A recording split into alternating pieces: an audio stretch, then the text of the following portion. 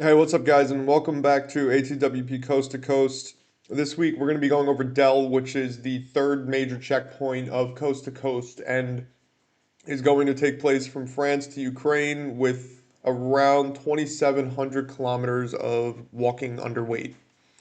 Because of the volatility of the war in Ukraine, the anticipated kilometer distance is around 2,700. However, it could change up to around 3,300 given that the circumstances are correct from Dell is set to take place between April 15th and April 23rd, which is dependent on my speed of Apple II, which is a North Atlantic row just after a cycle across America. Planning on starting Dell at some point around 73 days after I start Coast to Coast. And without getting too in depth of all the specifics, let's break it down simply and start out with the diet plan. My diet plan for Coast to Coast is going to have to change significantly as soon as I get to Dell. As it'll just be warming up, and the immense dead load will cause my body to require more complex carbohydrates and dense proteins to stabilize themselves without going ultra metabolic, which would lead to a massive decrease in my weight and loss of tensile strength in my muscles and tendons. Of course, my body's going to need fats. However, the way the body metabolizes fat under dead weight load is a little bit more harsh, meaning I have to ingest actual lard and cholesterol to stabilize my metrics if I wanted my diet to be compromised primarily of fat bases, which is why I'm adding in the complex carbohydrates and dense proteins. I really don't want to be eating that many fats here, with exception of polyunsaturated and some extra glycerides. A lot of people refer to lean protein as lean because it doesn't have any fats or carbohydrates, which doesn't make any sense because that would make it dense. It would be protein dense, not protein lean. The fat will be compromised of base polyunsaturated fats, which could aid in decompression from heavy weight. I'm going to be dead loading the ruck, which is when you put the heaviest weight on top, so a large portion of the mass sits on your shoulders, which allows your body to lean forward, and I can essentially catch myself as I fall forward. And yes, it's extremely effective for speed and efficiency, but it's awful for my knees and ankles, which is why a diet high in polyunsaturated fats lead to an ankle break, sprain, tear, or tendon snap. If I eat too many polyunsaturated fats, it'll wind up pulling mass from those areas, causing my bones to become brittle and highly susceptible to fracture. The protein is going to transition from full bison to bison and deer. Deer can somewhat mimic the way turkey reacts in our biogenetic state, so it will be a positive factor for me so long as my indirect diet is followed according to the percentage ratios required for success. The carbohydrates are going to come from brown rice here. The reason for this is because the arsenic inside of the grain can help my liver process the harsh preservatives from transitioning over from long-term storage food. My body's going to be in a weaker state from the freeze-dried diet plan, so that can aid in the restabilization of my gross motor functionings while under dead weight.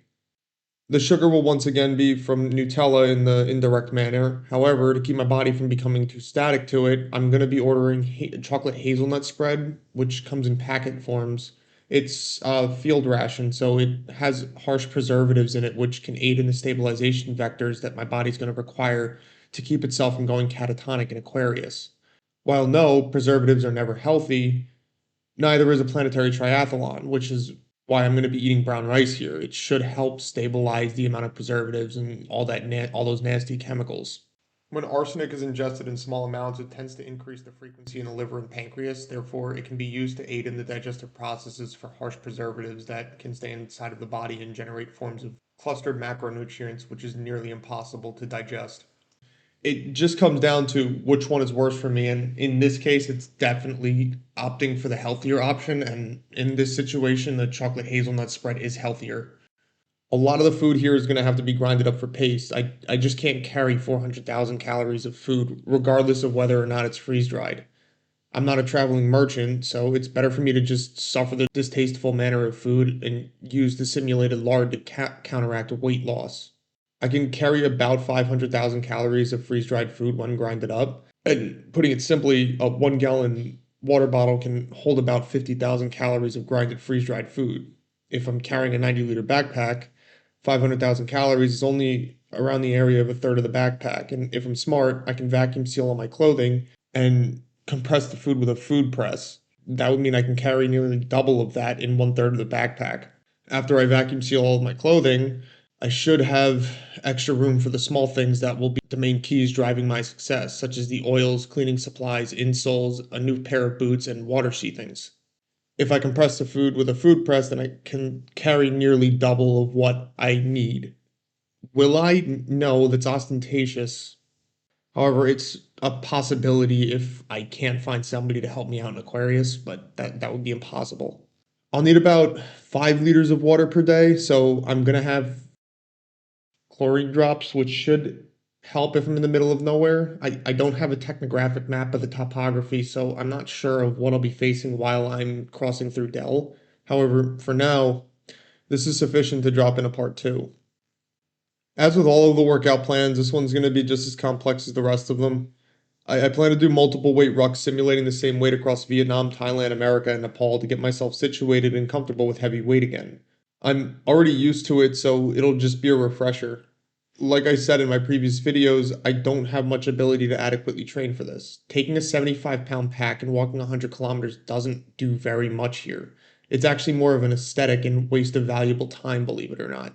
Because of the complex association of multiple muscle groups, my body will respond better to high repetition weight workouts with a 20 to 40% reduction in average weight. Because of the complex association of muscle groups, my body will respond better to high repetition workouts with a 20 to 40% reduction in average weight. The reason it's better is because kinesthetically, the body responds better in long-term reactability to large shock as opposed to static shock.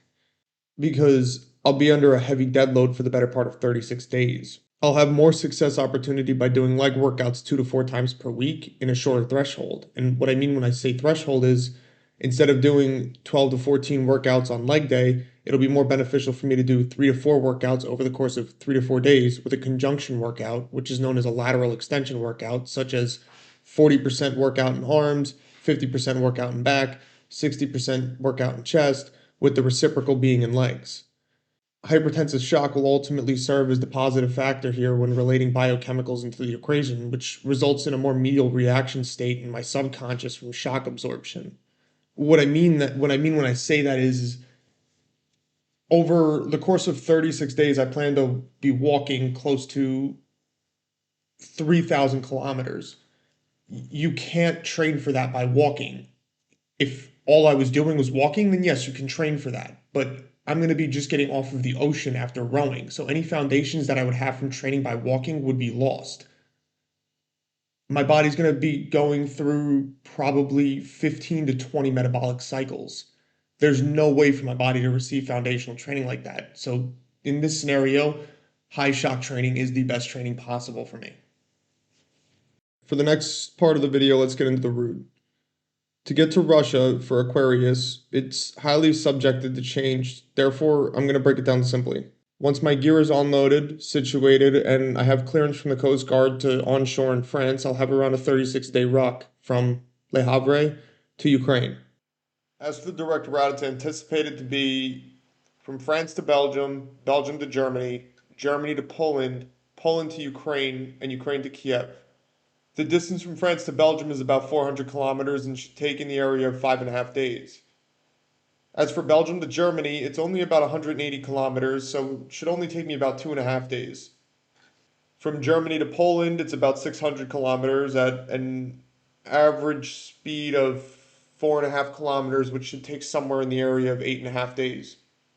For Poland to Ukraine, it's about 650 kilometers and should take me in the area of 9 days. And finally, for Ukraine to Kiev, it's about 800 kilometers and should take about 11.5 days. Now, the distance from Poland to Kiev is the same distance from Poland to the border of Belarus. So we can assume it to be about the same amount of time. So I can assume somewhere in the area of around 20 days for Poland to eastern Belarus as well. The metrics aren't exact yet. It's too far out for me to go that far without generating a form of hypercognitive disassociation, which is going to pull me away from my studies and training. So for right now, it's anticipated to go from France to Ukraine. However, depending on the heat map, which we'll get into in a moment, I may have to completely avoid Ukraine and go through Belarus so I can make sure that I have a cycle and I'm not in the middle of a firefight. I don't really care but it's not really good for my timing, believe it or not. So without getting too much into detail, let's pop into the video real quick.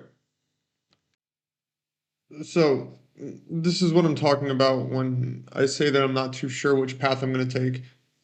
First of all, satellite imagery from any world government is going to be considered as classified right now. So finding actual steadfast information on what's actually going on in real time is nearly impossible. So I'd have to figure that out as soon as I get to Ukraine, which is considered bad planning in this situation.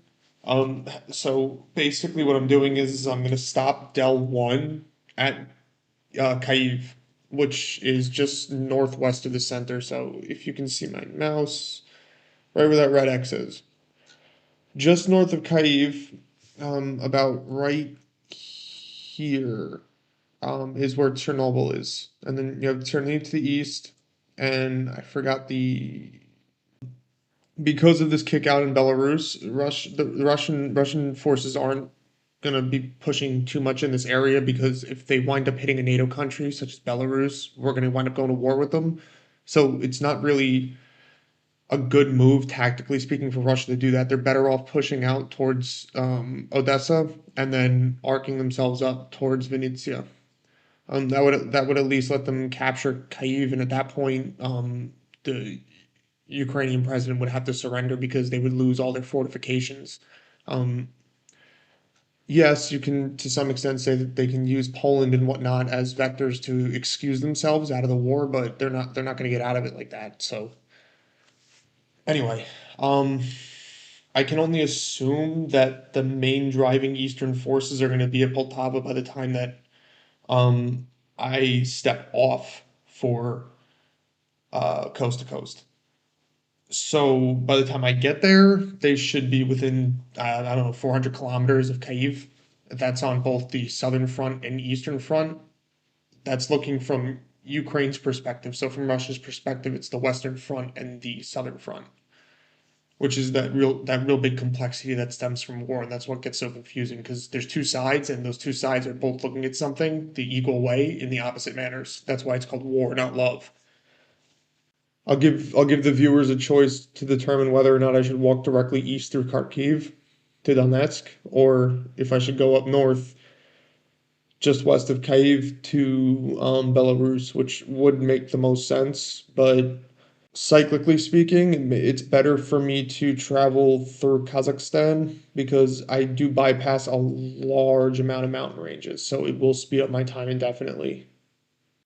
So, like I said, all of these are outdated. None of what I'm going to be able to find on a simple Google search is going to actually give me the information that I need. Yes, I could probably use news stations and whatnot, but even then, most of it's flooded with garbage, so it's not really worth my time. So yeah, the waterway that cuts down north, from north to southeastern Kyiv will probably be a benefit for me, meaning that I can make it through Chernobyl or make it to Chernobyl with no issue. Like I said, if Russia has 60% of Ukraine taken, Ukraine should surrender. It just makes sense. It's just going to make a headache. It's just going to kill more civilians and do more damage that it shouldn't do. And surface to surface missiles or air ordnance, ground ordnance gets shot into any of these neighboring countries, the US will wind up having to go to war with Russia, or NATO will.